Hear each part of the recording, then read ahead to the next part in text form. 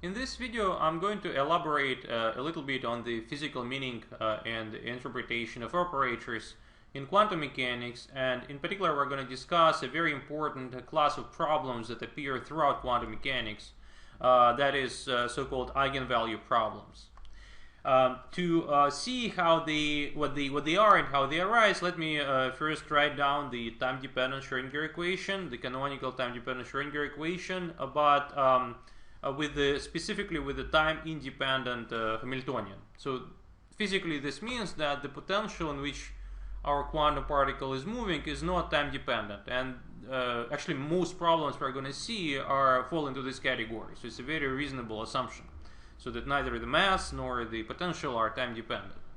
So in this case, it turns out there is absolutely no need to deal with this complicated differential equation, partial differential equation that involves the time derivative. So the time dependence can be sort of factored out of the equation in a very straightforward way, and this is accomplished by performing separation of variables. So basically what we can say is, let's look for our solution in the following form. So the full wave function is going to be a product of some time-independent piece, psi of r, and this exponential, which is sort of left over from the plane wave. So this psi of r does not have to be a plane wave if the potential exists, but it is not a plane wave if there is a potential, but the time dependence sort of remains the same.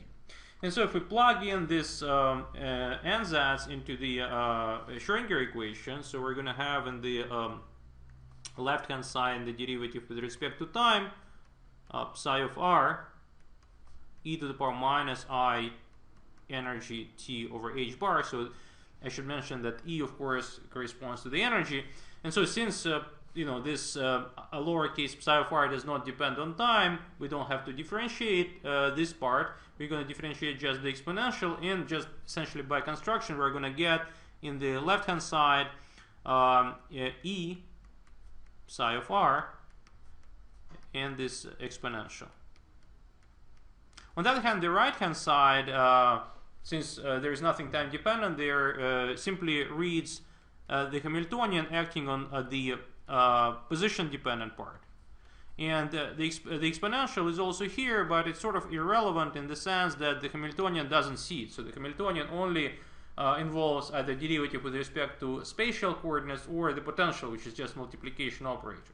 So we see that both sides of this equation contain this exponential, and so we can just cancel this exponential, and we're left with, let me just switch the order in which these guys appear. So we're left with the following equation: h acting on psi of r is equal to E times psi of r.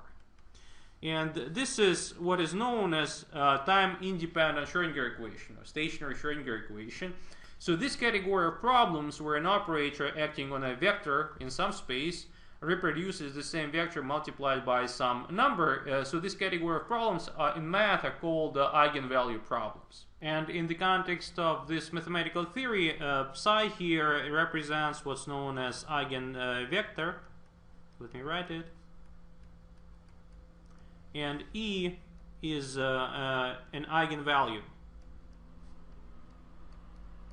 of the corresponding operator. In this case, this operator is Hamiltonian.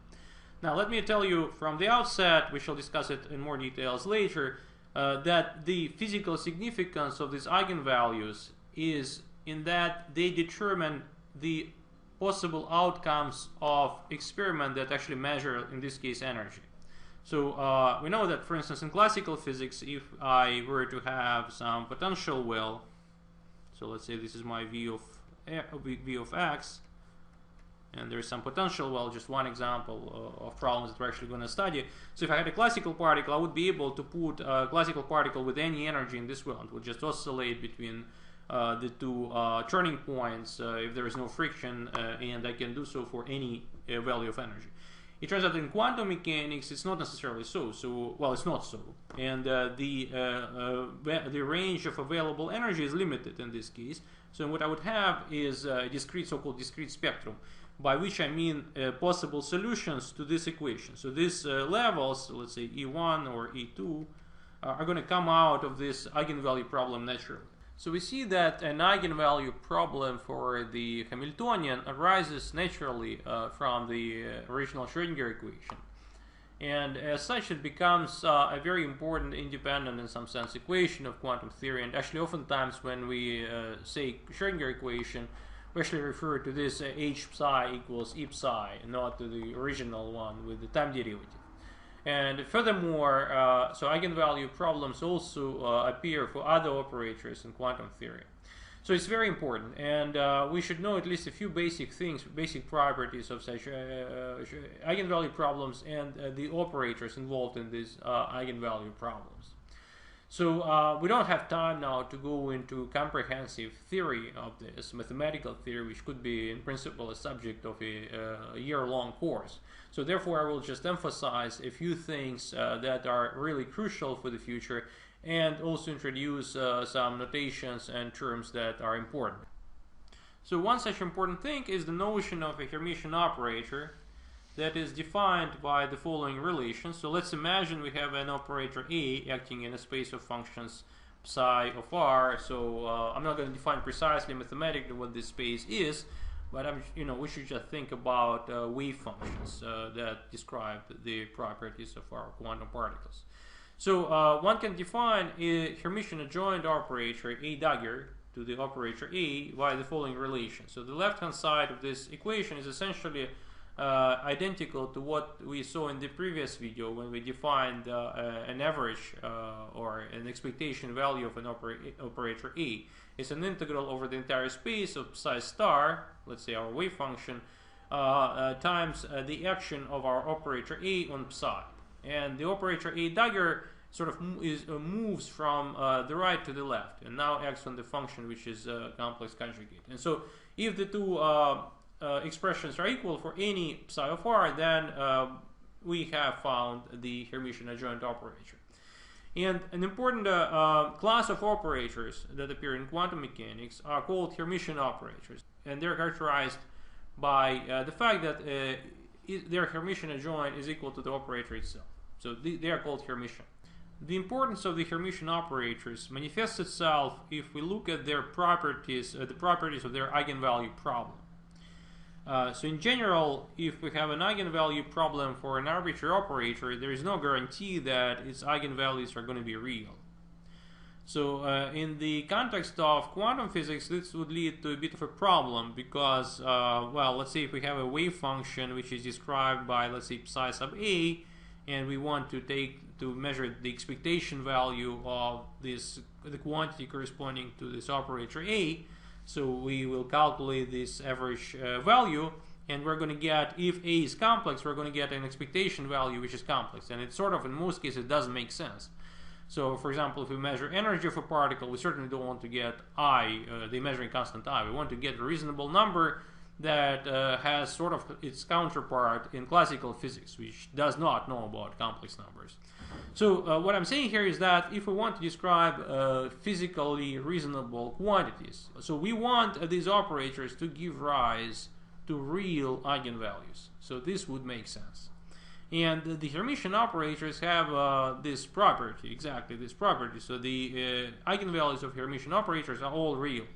So another crucially important property of the eigenvalue problem for a Hermitian operator is that its eigenvectors, these solutions psi sub a of r to this equation, form a basis in an appropriate space. So that is a space where our functions live. So for instance, in the context of quantum physics, these are going to be wave functions.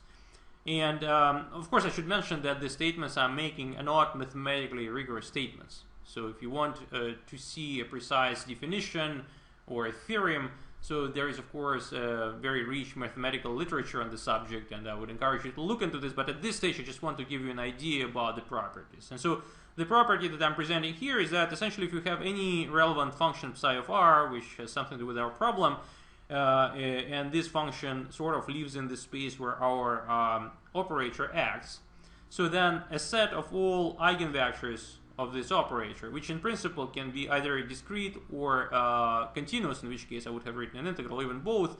So, but in any case, any such wave function can be represented as a linear combination of the eigenfunctions of the operator E. And this has very important consequences, as I said, in quantum physics. Now, going closer to quantum physics and further away from sort of mathematical statements, let me just summarize things that really are important in the context of quantum mechanics. So the first statement here is that physical observables, essentially things that we want to measure in quantum mechanics, are described by Hermitian operators, sometimes also called self-adjoint operators. So I should mention that there exists a subtle difference, actually mathematically, between the Hermitian and self-adjoint operators, but it involves rather complicated math, and in the framework of this course we can just consider Hermitian and self-adjoint to be the same thing. But if among you there are some math aficionados who want to know the difference, ask this question in the discussion forum, and I would be happy to elaborate on this.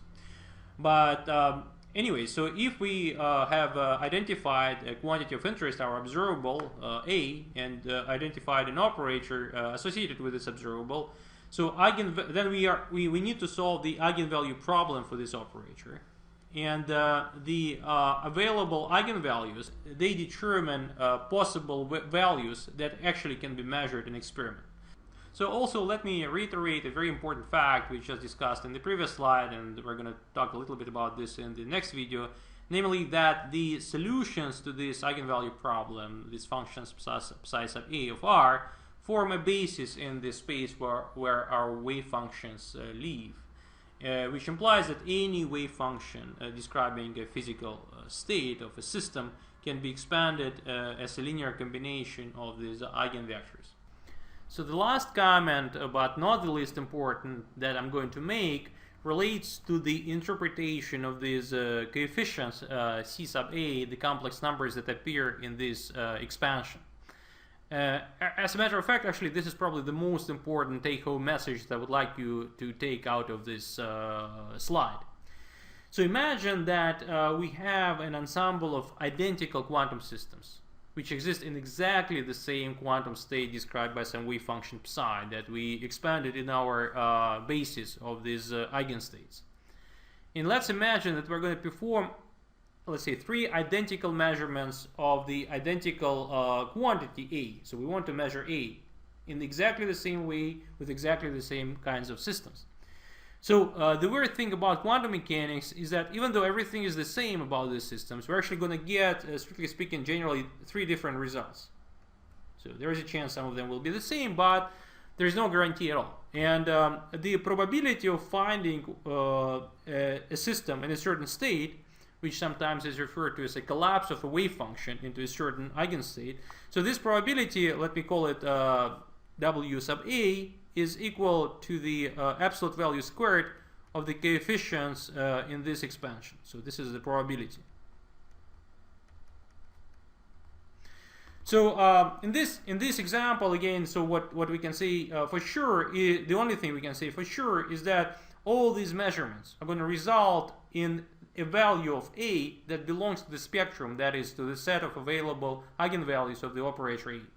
But which particular value is going to be measured, we don't know. We only can say which is more likely, and we can quantify this uncertainty, but this is maximum we can do. And so this principle is actually very important in quantum mechanics, and we're going to use it later in the course very often.